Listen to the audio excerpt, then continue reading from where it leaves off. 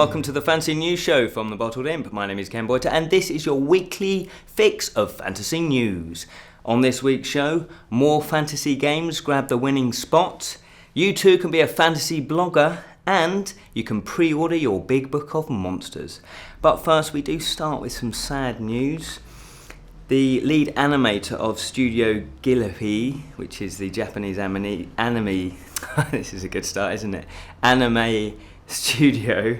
She has unfortunately passed away. Makiko Futaki has died at the age of 57 of an unspecified illness.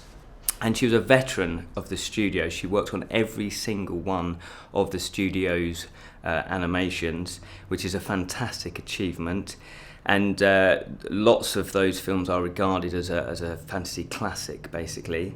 Films such as Spirited Away, Princess Monique, and Howl's Moving Castle gained huge fandom over the years, of which we've reviewed Howl's Moving Castle, and I really want to start reviewing the other films as well because they just look beautiful. Her artwork was amazing, and obviously she's going to be missed the world over by her fans, and she does leave a really enchanting and beautiful legacy, and obviously our condolences go out to her family and friends.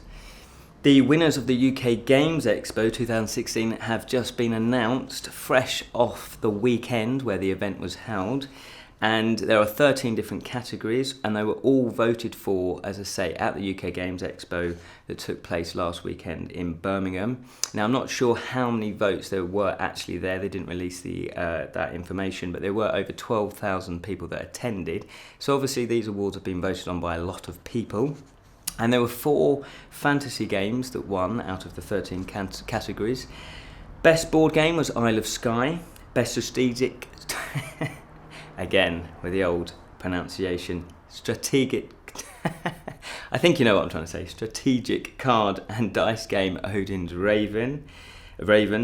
Best roleplay game was Call of Cthulhu, the 7th edition, and best miniatures was Frostgrave. So I'm not sure exactly when they're going to have the full results up on their website, because when I checked they hadn't quite done that yet. Obviously busy sort of unpacking everything that went on over the weekend. But keep checking back at ukgamesexpo.co.uk, and obviously we'll be putting up all of the links in this episode, the description of this episode. The Sci-Fi and Fantasy Writers of America are looking for blog submissions. They're looking for non-fiction articles, including, but not limited to, discussions of the genre publishing business, and that's traditional and self-publishing, essays on the writing process, and issues related to a writer's lifestyle.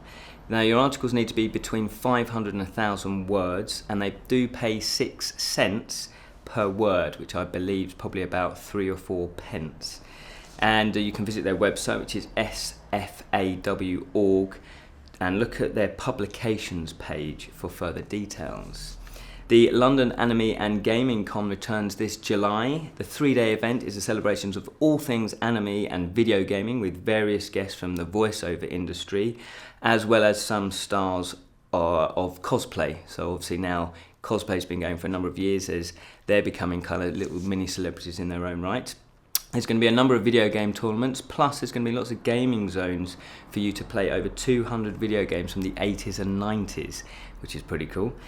Other activities include a special anime movie night, courtesy of MVM Films, and there's going to be Asian pop performances, and there's going to be a lot of anime dealers, obviously, that they would like to sell you their merchandise.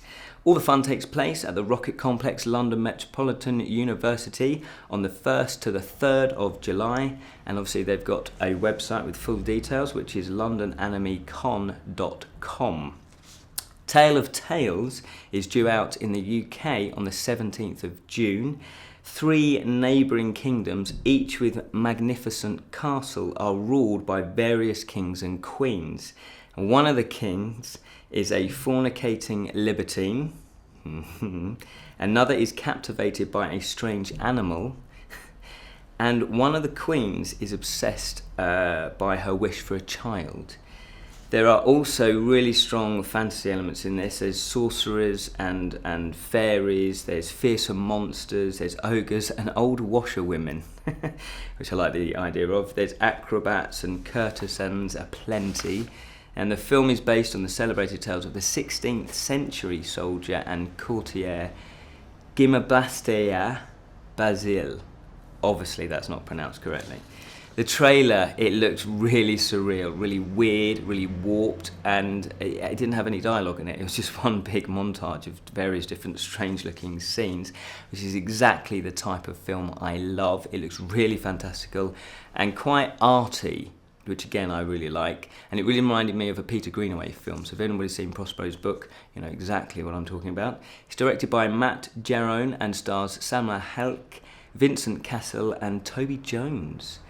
I'm not sure how widespread this is going to get a release in the UK or even throughout. I think it's a French film, so I'm not sure exactly which cinemas it's going to be at. But if you do get a chance to see it, I recommend it because it just looks so surreal. It's got to be good, right? Pre-orders are now open for the Guillermo Del Toro's big book of his films.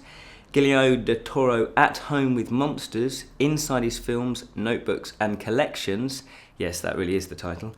It's a hardback book and it's available for pre-orders, as I say. And it's the companion piece to his new exhibition that's actually going to be touring at least 3 museums in America. And I think it's travelling to New Mexico as well.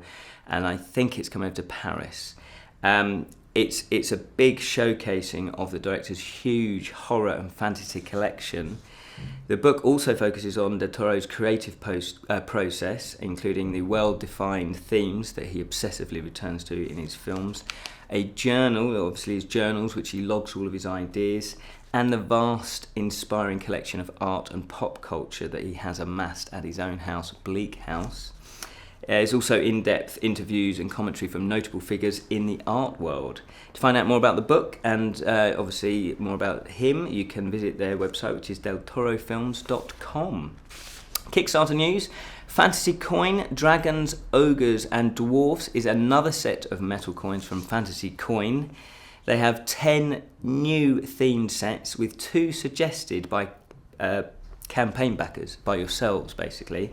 You get to vote which ones the 2 new sets that you'd like to see.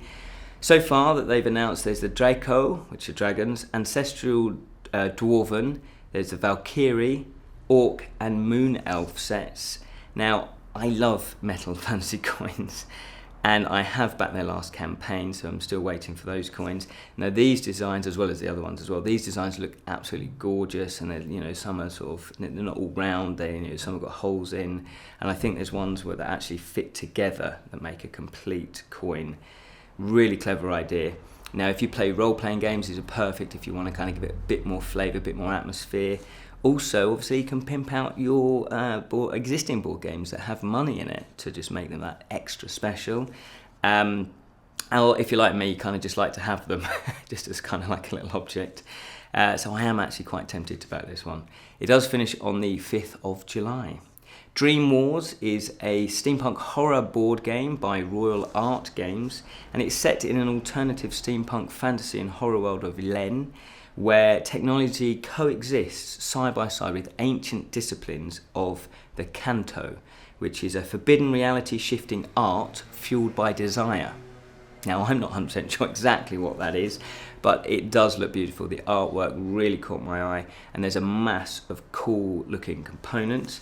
It's for 1 to 8 players, it's cooperative, and as I say, it has lovely artwork, and they do claim that it has over 500 hours of gameplay.